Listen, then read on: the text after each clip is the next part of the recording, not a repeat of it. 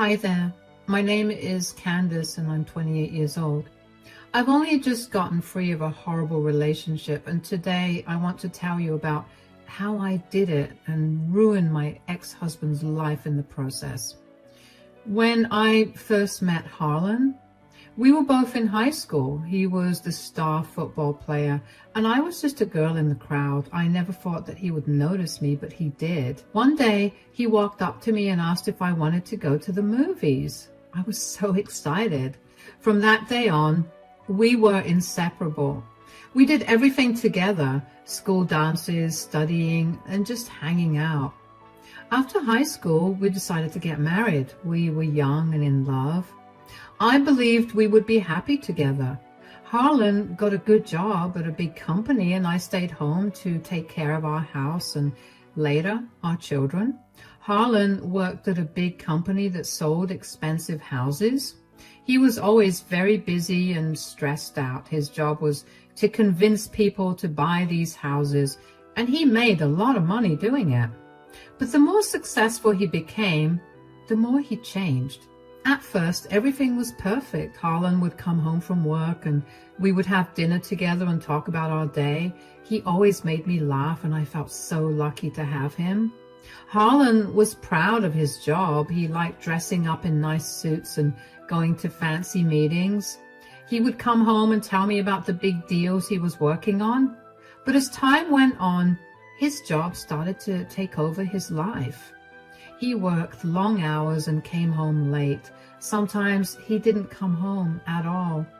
Harlan's job made him very stressed and angry. He started to care more about money and success than about his family. He would get upset over little things and take his anger out on me. He called me a useless stay-at-home mom because I didn't make money like he did. He didn't see how much work it was to take care of our kids and the house. The pressure from his job made him cruel. He stopped being the funny, caring person I fell in love with. Instead, he became cold and mean. He always talked about how important his job was and how hard he worked. He made me feel small and unimportant because I wasn't working outside the home. He stopped talking to me and seemed annoyed when I tried to initiate a conversation with him. I tried to be supportive, but he became distant. He started criticizing me for small things, like if the house wasn't spotless or if dinner wasn't ready on time. I brushed it off, thinking it was just because he was stressed from work. When our first child was born, I hoped it would bring us closer together, and for a while it did. Harlan was happy and proud to be a father, but soon he went back to spending more time at work. I was left to take care of our baby alone. I didn't mind at first because I loved being a mom, but I felt lonely and wished Harlan would be more involved. Over the years, we had another child. I continued to be a stay-at-home mom, taking care of the kids in the house. Harlan's attitude towards me grew colder. The more stressed he got, the worse he treated me. He stopped spending time with me and the kids. Even when he was home, he was on his phone or computer working. We rarely had family dinners or outings anymore. Harlan's temper became shorter and his words became crueler. He always made me feel like I wasn't doing enough. He acted like his job was the only thing that mattered. It hurt me, but I tried to ignore it, hoping things would get better. He blamed me for everything that went wrong in his life, even things that had nothing to do with me. One day he came home looking more stressed than ever. It was pretty late at night and the kids were fast asleep, but Harlan didn't care about that. As soon as he walked in through the door, he yelled at me to bring his dinner. I didn't get upset with him, only because I immediately knew that he had a terrible day at work. "Candace, where's my dinner? I'm starving." "Oh, hi, how was work? You seem even more stressed out than usual." "Did I ask you to talk to me right now? I just asked you to bring me my plate of food. God, why is it so hard for you to just listen to what I'm saying?" I was just heating up your meal. You looked stressed, and I just wanted to know if there was anything I could do to make you feel any better." "The only way for you to make me feel better right now is for you to get me my food. I don't understand why you always think you need to go above and beyond when all you have to do is listen to me. I guess staying at home has lowered your intelligence enough for you to not understand most of what I'm saying. Why do you always have to be so mean? How did you infer that I was being stupid for wanting to be there for you? Did I tell you that I wanted you to be there for me? Do you even know what relationships are supposed to be? We're supposed to be there for each other as much as we can. So I guess I'm sorry for trying to be there for my husband. I don't want you to be there for me, Candace. That will not take away all of my worries. You know what would actually help me? A plate of hot food. That's something that a stay-at-home mother should know. It's shocking that you think that being there for me is better than providing my body with nourishment. Now, I'm terrified for our kids. They shouldn't have to grow up with such an incompetent mother. Actually, you know what? I'm stupid for thinking that you could be a better person. I'm stupid for hoping that things will get better for me and the kids, but clearly that will never happen. Are you seriously throwing a fit right now? What about my dinner? Well, since you're so much smarter than me, I'm sure you can figure out where your dinner is. Make sure you use your intelligence to wash the dishes and clean up later, too. A poor, dumb woman like me could never dream of doing something like that without her husband showing her the ropes. Honestly, I can't even put into words just how angry and frustrated I was with Harlan. Yeah, I knew that he was struggling a lot at work. But was there really a need for him to be so mean to me? Did he constantly have to take shots at my intelligence? And what was so wrong with me trying to help take off a little of his mental load? Lord knows I would have loved it if he helped me out that way. I stormed off to our bedroom, grabbed my pillows and toiletries, and made my way to the guest bedroom. I needed that time to cool off, and I did not want to see Harlan's face for the rest of the night. I didn't think anything would happen the next day, however. The next morning, things seemed different. Harlan was in a good mood, which was a rare sight. He smiled at me and even apologized to me by making me breakfast.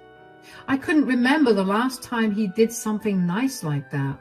My heart felt a little lighter. I know, after everything that happened last night, it was beyond naive of me to hope that this meant he was starting to see how much I did for our family, or just in general, changing to be a better husband and father. But I couldn't help myself. Harlan had his grandmother babysit the kids so we could have the day to ourselves. While we were eating our breakfast, Harlan kept apologizing to me over and over again for what he'd said to me the previous night. I assured him that I had forgiven him and simply asked him to be a little more mindful of my feelings. In hindsight, I shouldn't even have had to say something like that, not only because that should have been the way he always treated me, but also because he was a monster who was incapable of thinking of anybody else but himself. After we were done with breakfast, he told me he had a surprise for me. To say I was surprised would be an understatement. That's when my hope that things would be all right only grew more. Harlan told me to pack an overnight bag. I was curious and excited. I couldn't help but wonder where we could be going. Maybe a romantic getaway? I packed quickly, imagining a cozy bed and breakfast or a hotel where we could relax and reconnect. Harlan drove us out of town, and I noticed we were heading towards his sister Nikki's place. The thing is, Nikki lives close to the outskirts of the city, and past the city there's absolutely nothing for miles. And for a second I thought that Harlan was taking me to his sister's place, so I asked him. He told me to wait and see. I was a bit disappointed because I thought the surprise was just for us, but I tried to stay positive. Maybe he had planned a family gathering or something special. Candace, Harlan, what a surprise! What are you guys doing here? Hi, Nikki, how you doing? Hey, same old, same old. What about you guys? Yeah, we're doing good too. We're doing a little too well. That is why I brought Candace to help you out. Huh? Help her out? What do you mean? Oh, yeah, Candace, you're staying here to take care of Nikki. She needs you. What do you mean? I don't understand. Do I need to remind you that Nikki is chronically sick? She needs someone to look after her. You're perfect for the job since you're just a useless stay-at-home mom anyway. You can't be serious. What was this morning about then? Why were you so nice to me all day? Couldn't you have just asked me instead of tricking me into coming here? Wait, what's going on, Harlan? You didn't tell me Candace was coming to stay. Nikki, you know you've been struggling with your illness. You need help, and Candace can do that for you. This is for the best. You didn't even ask me, Harlan. You just decided this on your own? What about our kids? What about our home? The kids will be fine. I'll hire a nanny. She'll take care of the kids and the home. Why didn't you hire help for Nikki if you're so keen on using your money to help take care of someone?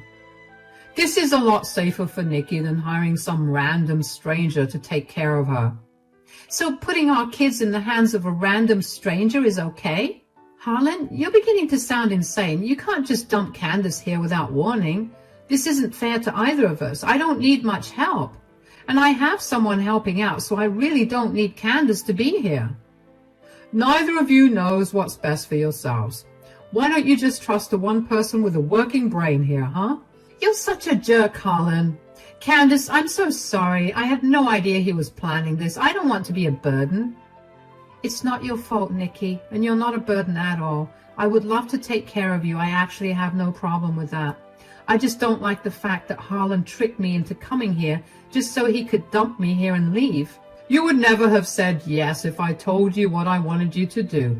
This is happening whether you like it or not. Nikki needs you. No, I would have agreed.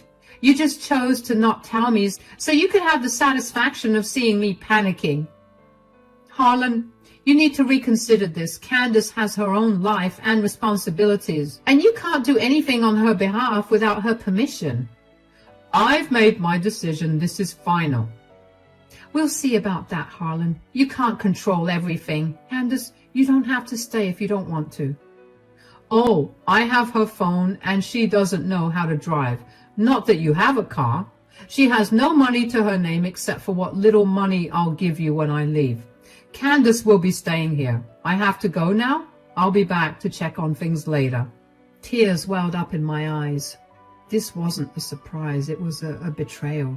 Harlan didn't want to fix things between us. He wanted to get rid of me.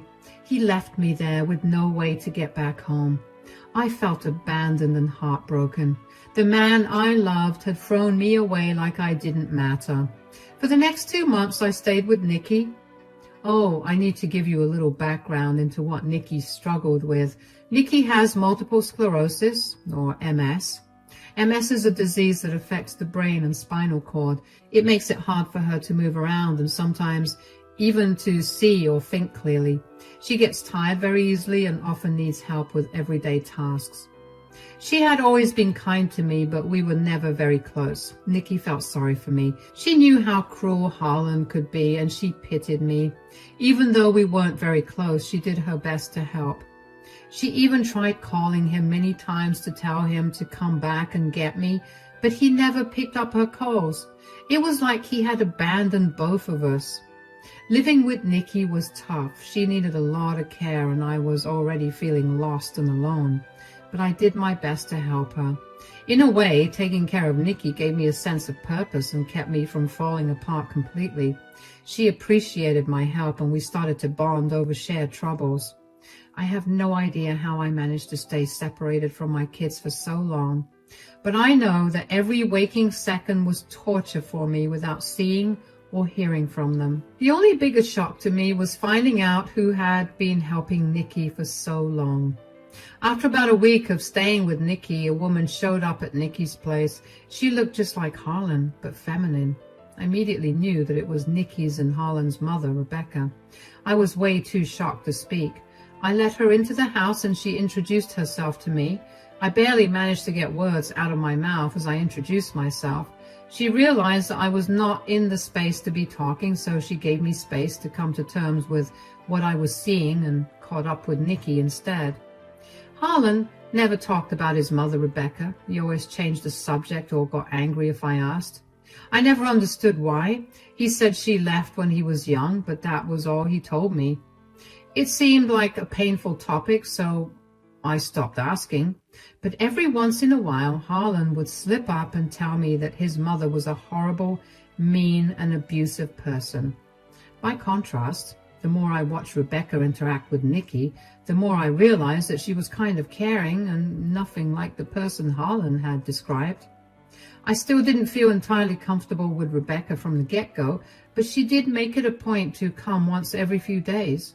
We gradually began speaking, and one day, while we were having tea, I asked, and she told me everything that had really happened with Harlan, Nikki, and her. Rebecca, can you tell me what happened between you and Harlan? Why did you two stop talking?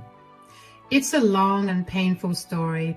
When Harlan was a teenager, his father began abusing me, and by this time, Nikki had moved out of the house to attend college, so she never witnessed any of the abuse. But my ex-husband would hurt me often, and I was terrified for my life. I wanted to take Harlan and run away, but I had no money and no place to go.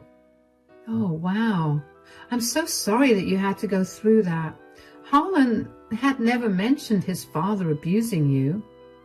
Well, when you had only one parent to raise you, I guess you tend to idolize them and forget about all their negative qualities. Yeah, I guess I can see that happening with him.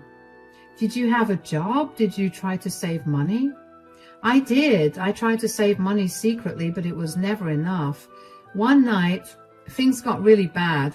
Harlan's father hurt me so badly that I thought I might die. I made the hardest decision of my life. I left to find a safe place and promised myself I would come back for Harlan. I told him I loved him and that I would return soon. But Harlan was young and didn't understand. He felt abandoned and betrayed. Oh, Rebecca, that must have been so hard for both of you. It was. I struggled for years. I worked multiple jobs, saving every penny to get a stable home where I could bring Harlan. But by the time I managed to do that, Harlan's father had turned him against me. He apparently did a great job with that. What did he tell Harlan for it to have affected him so much? He told Harlan that I didn't love him and that I left because I didn't care about our family. Harlan believed those lies because he was hurt and angry. That's so unfair. When I finally returned, Harlan refused to see me. He believed his father's stories and didn't want anything to do with me. I tried for years to reconnect with him. I sent letters, made phone calls, and even visited his house. But Harlan shut me out completely. I never stopped loving him, Candace. I did what I thought was best to survive and come back for him. But he will never forgive me, and it breaks my heart every day. I'm so sorry, Rebecca. I can't imagine how hard that must be for you. It's been so many years, and he's built up so much anger and resentment. I don't know if he'll ever believe that I left because I loved him and wanted to protect him. I feel like I've already affected him worse than his father could have. I mean, you're here for a reason too, right? I don't feel right adding more salt to your wounds. No, please tell me everything. Is Harlan a good person, a good husband, a good father? Not really. He dumped me here to take care of Nikki because he thinks I'm a useless stay-at-home mom who's only good at doing things like taking care of family. What? To his credit, he wasn't always like this, but I guess I also married him when we were practically children. We were only 18. Why haven't you left him? I don't have any funds to leave. Believe me, I would if I could. I hate the way he treats me. Like I'm his maid or just someone who's not even worthy of being glanced at. Why don't we make him pay for it then? What do you mean? Let's take our revenge on him. I just rambled on how much I love him, but believe me when I say I have my own issues with him. He has not treated Nikki right, and I want him to pay for it. Are you on board? Of course. Hearing Rebecca's story made me realize why Harlan was so cold and distant. He was deeply hurt and never healed from his mother leaving, but he never told me the truth. Instead, He buried his pain and took it out on me. He treated me like I didn't matter because he felt like he didn't matter to his mother. That did not erase or lessen any of the anger that I felt towards him. When Rebecca mentioned getting back at him, and when she said it with such conviction and confidence, I felt a fire ignite in me. I had forgotten that I could take control of my life because I got used to being under Harlan's thumb. But at that time, I wanted nothing more than to watch Harlan crumble. But just as Rebecca and I got started with discussing how to take revenge on Harlan, we heard the front door unlock. Rebecca and I froze. We knew that Nikki was asleep in her room and only one other person had the keys to Nikki's place, Harlan. When Harlan walked in and saw his mother, he froze. "Candace, what is she doing here?" "Your mom? Oh, she's been the one helping Nikki out. Did you never stop to think about who was taking care of your sister, or did you only think of it when you needed me gone out of your life?" "Oh, so she's already poisoning your mind, huh?" "Poison my mind? What are you talking about?" "The old you would never have thought of things like that. How long have you been in contact with this disgusting woman?" "Excuse me? That is your mother. Speak to her with respect." "A woman like her would never get any respect from me, and neither will women like you." "Do you really have to throw jabs at her every time you speak? Do you always have to try to interfere in my life and ruin everything?" "I don't think I'm interfering anywhere, nor am I ruining your life." "How come every time something terrible happens to me, you are involved somehow?" "Maybe it was because of you that bad things happened. You know very well that you have neglected your responsibilities to your family for years." "What are you even talking about?" "I know that you severely neglected Nikki for years. You thought me to have the right to care for Nikki. You hated me so much that you risked your sister's life. She almost died because of your neglect, and when I tried to get you charged with the crime, you paid your way out." "She's older than me, so she should be able to take care of herself." "She couldn't, and you know that. You're now abandoning your wife, and it will only be a matter of time before you abandon your kids too.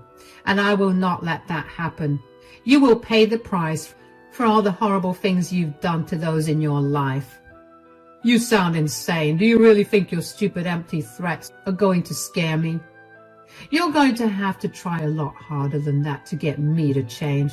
I don't want to be here anymore. This place is infested with evil. Ugh."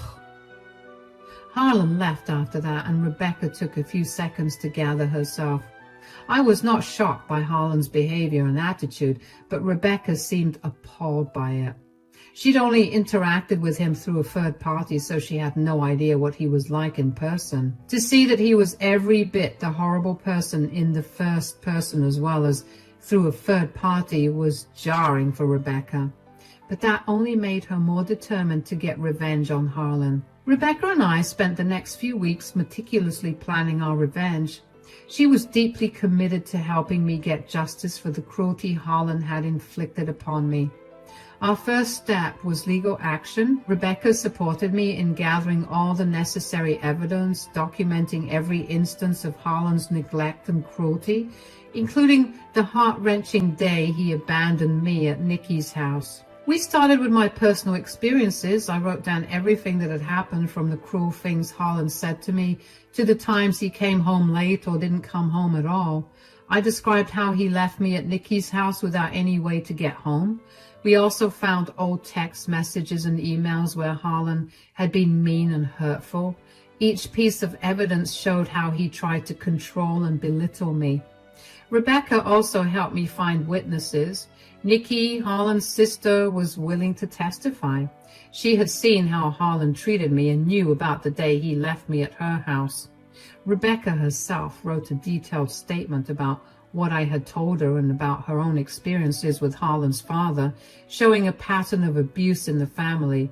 All this evidence was crucial for our case. Rebecca had a lot of connections because she had worked in different jobs over the years. She knew people in the legal field, business, and even the media.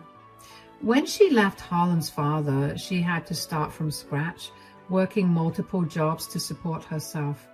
Along the way, she met many kind people who helped her. She kept in touch with them and built strong relationships. These connections were very helpful when we needed to take down Harlan's business. With Rebecca's connections, we found people who knew about Harlan's unethical business practices. Rebecca contacted an old friend who worked in the business world and asked for help. This friend connected us with a whistleblower, someone who knew what was really going on in Harlan's company, but was afraid to speak up. With our encouragement and assurance of legal protection, this person came forward with valuable information. Rebecca's friend also introduced us to a lawyer who specializes in corporate crimes. This lawyer helped us prepare the whistleblower reports. We detailed how Harlan's company was involved in illegal activities like tax evasion and fraud. We submitted these reports to the authorities, who then started a financial investigation.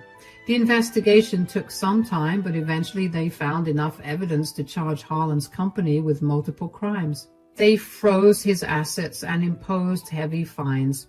Harlan's business was crippled and he couldn't recover from the financial loss. Harlan's company was crippled under the weight of legal scrutiny, pushing him towards bankruptcy. There was no escape for him. His financial empire crumbled around him, leaving him destitute and powerless. The final blow came through public exposure. I decided to share my story with everyone in Harlan's and my family through social media. I wrote a detailed account of my ordeal, describing the emotional and psychological abuse I had endured and how Harlan had heartlessly abandoned me. It didn't take long for various family members to respond and reach out to me. The response was overwhelming. Friends and family were horrified by Harlan's actions and rallied behind me with immense support. Harlan's reputation was irreparably damaged. Nobody wanted to talk to him, and many even called him to chew him out for treating the kids and me horribly. The humiliation that Harlan faced had been way too much for him to even show face. He quietly removed himself from all of our lives, and as far as I know, he's still keeping a low profile. He's barely scraping by each month, and that makes me irrevocably happy. With Harlan out of the picture, I finally started to rebuild my life. I moved back home with Jack and Lily. We found peace and happiness together, free from the constant stress and fear that Harlan had caused. Rebecca continued to be a big part of our lives, offering support and love. She became the grandmother my kids never had. I found joy in the little things again. I started a small business from home, something I had always dreamed of. It was hard work, but it was fulfilling. I also joined a support group for women who had gone through similar experiences, and it helped me heal. Jack and Lily thrived in the new environment. They were happier, more relaxed without the tension that Harlan used to bring into our home. We spent more time together, going to the park, playing games, and just enjoying each other's company. I finally felt free and strong.